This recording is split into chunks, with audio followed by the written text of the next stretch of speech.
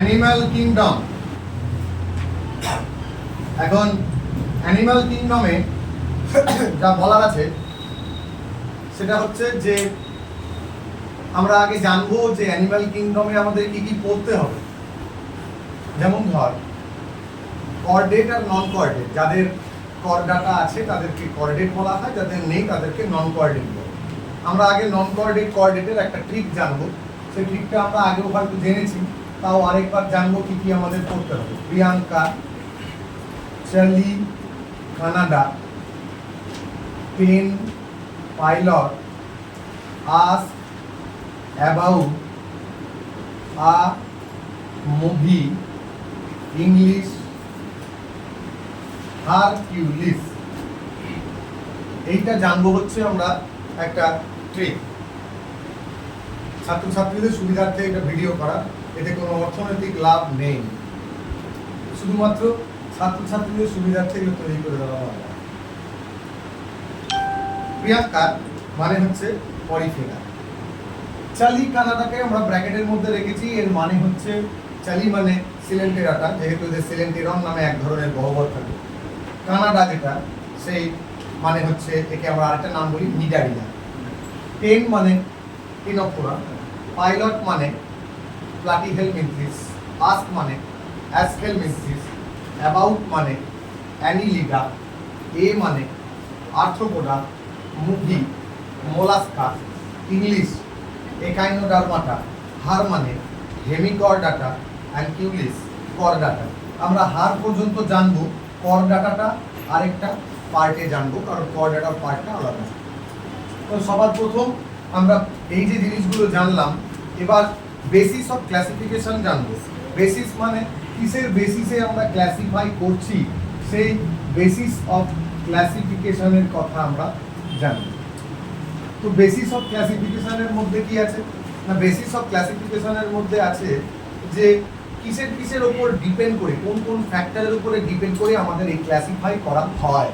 তো প্রথম কোন কোন ফ্যাক্টর, সবার প্রথম ফ্যাক্টর হচ্ছে কি লেভেল অফ অর্গানাইজেশন। তাহলে আবারও লিখছি আমি লেভেল অফ অর্গানাইজেশন। তো কি লেভেল না, লেভেল অফ অর্গানাইজেশনে আমরা যা জানবো সেটা কি, লেভেল অফ অর্গানাইজেশনে আমরা জানবো যে কোন ভাগে ভাগ করেছি। যেমন কিছু জিনিস আছে সেলুলার লেভেল, পরিফেরা, এখানে সেল আছে তাই তাদেরকে আমরা বলি সেলুলার লেভেল। তাহলে এক নাম্বার পয়েন্ট হচ্ছে সেলুলার লেভেল অফ অর্গানাইজেশন। দুই নাম্বার পয়েন্ট হচ্ছে tissue level organisation. Tissue level organisation, tissue level অর্গানাইজেশনের পরে কি আছে, টিস্যু লেভেল অর্গানাইজেশনের পরে আছে অর্গান লেভেল, বা যাকে আমরা ওএস সিস্টেম বলি, মানে organ system level organisation. Organ মানে অঙ্গ, এবং সমস্ত অর্গানগুলো মিলে একটা পার্টিকুলার সিস্টেম তৈরি করেছে।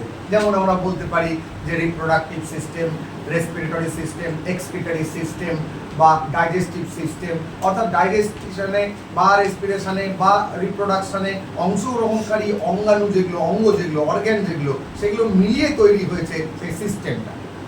এটা হলো হচ্ছে level of organisation. Level of অর্গানাইজেশনের পরে যেটা আমরা জানবো সেটা যেমন ব্লাড সার্কুলেশন সিস্টেম যাকে আমরা বলি। তো দুটো পদ্ধতি পাই আমরা, ব্লাড সার্কুলেশন সিস্টেমের দুটো পদ্ধতি পাই।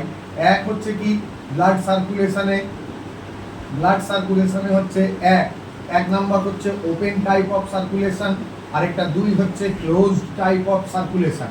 ওপেন টাইপ মানে কি না, ওপেন টাইপ মানে হচ্ছে যে এখানে রক্ত বাস্তবে শিরা, ধমনী এবং জালিকার মধ্যে প্রবাহিত হয় না, সরাসরি দেহ গহ্বরে উন্মুক্ত থাকে, তাদের বলি ওপেন টাইপ। আরশোলা কীটপতঙ্গের ক্ষেত্রে ক্লোজ টাইপ হচ্ছে মানুষ যারা আছে স্তন্যপায়ীদের মধ্যে, রেপ্টিলিয়াদের মধ্যে, তারপরে ধর অ্যাভিসের মধ্যে, কেঁচোর মধ্যেও দেখতে পাওয়া যায় অ্যানিলিডার মধ্যে কি না ওপেন, এই ক্লোজ টাইপ অফ সার্কুলেশন।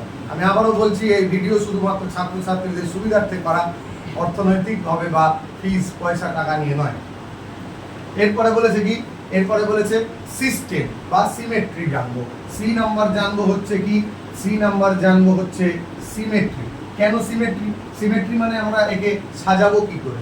যদি দেখা যায় যে কোনোভাবেই দুটো ইকুয়াল পার্টে ভাগ করা সম্ভব হচ্ছে না, তাহলে তাকে আমরা বলবো হচ্ছে আসিমেট্রিক্যাল, অর্থাৎ অপ্রতিসম। যদি দেখা যায় যে তাদেরকে কিভাবে না একটা পার্টিকুলার প্লেনে আমরা ভাগ করতে পারছি, একটা সেন্ট্রাল অ্যাক্সিসে রেখে সব দিক থেকে সমান দুটো ভাগে ভাগ করতে পারছি আইডেন্টিক্যাল হাফসে, মানে আমরা এইভাবে ভাগ করতে পারি, এইভাবে ভাগ করতে পারি, এইভাবে ভাগ করতে পারি, এইভাবে ভাগ করতে পারি, তাহলে তাকে আমরা বলবো কি, তাহলে তাকে আমরা বলবো রেডিয়ালি সিমেট্রিক্যাল, অরীয়ভাবে প্রতিসম। আরেকটা ভাগ আছে যেটা সরাসরি লম্বালম্বি ভাবে ভাগ করা যায় দুটো ইকুয়াল হাফে, তাকে আমরা বলি, মানে একটা মিরর ইমেজ হয়, তখন তাকে আমরা বলি কি, বাইল্যাটেরালি সিমেট্রিক্যাল। তাহলে তিনটা সিমেট্রি জানলাম, এক হচ্ছে আসিমেট্রি জানলাম, দুই হচ্ছে যে রেডিয়ালি সিমেট্রিক্যাল জানলাম, আর তিন হচ্ছে জানলাম হচ্ছে বাইল্যাটেরালি সিমেট্রিক্যাল। তো বাইল্যাটেরালি সিমেট্রিক্যাল সেখানে জানলাম। এবার আমরা জানবো কি, এবার আমরা জানবো হচ্ছে জার্ম লেয়ার, অর্থাৎ এদের কতগুলো জার্ম লেয়ার রয়েছে। তাহলে জানলাম হচ্ছে জার্ম লেয়ার। এখন জার্ম লেয়ারের মধ্যে কি আছে না, জার্ম লেয়ারের মধ্যে আছে প্রথমেই যেটা পাচ্ছি, সেই জার্ম লেয়ারের মধ্যে আমরা কি পাই, জার্ম লেয়ারের মধ্যে আমরা পাই হচ্ছে যে ডিপ্লোব্লাস্টিক বা ট্রিপ্লোব্লাস্টিক। তো যদি দেখা যায় যে একটা বাইরে এক্টোডার্ম আছে আর ভিতরে এন্ডোডার্ম আছে, তখন তাকে আমরা বলি কি, দুটো ভাগ আছে, তাই তাকে আমরা বলি ডিপ্লোব্লাস্টিক। তাহলে আমরা জানলাম হচ্ছে কি, ডিপ্লোব্লাস্টিক হয়ে গেল। এরপরে যেটা জানবো যে এন্ডোডার্ম, এক্টোডার্ম, মাঝখানে মেসোডার্ম আছে। ভালো করে মনে রাখতে হবে, আগে এক্টোডার্ম তৈরি হয়, তারপরে এন্ডোডার্ম তৈরি হয়, দেন মেসোডার্ম তৈরি হয়। মেসোডার্ম কিন্তু লাস্টে তৈরি হয়, প্রথমে বা মাঝখানে তৈরি হচ্ছে, মানে মাঝখানে নয়। এবং এটা কেন মেসো, তার কারণ এখানে মেসোগ্লিয়া নামক এক ধরনের কোষ থাকে, তাই এর নাম হচ্ছে মেসোডার্ম।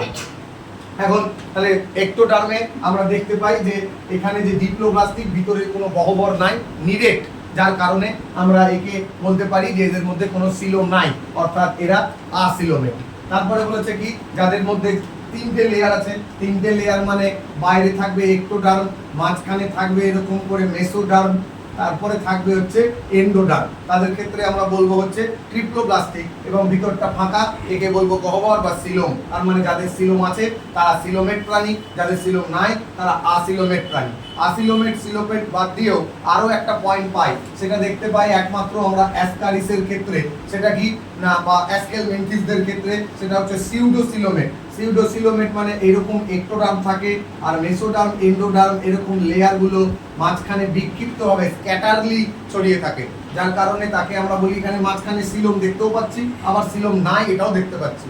সিলোম আছে বা সিলোম নাই দুটোই যখন একসাথে, তখন তাকে বলি ছদ্মসিলোম বা সিউডোসিলোমেট।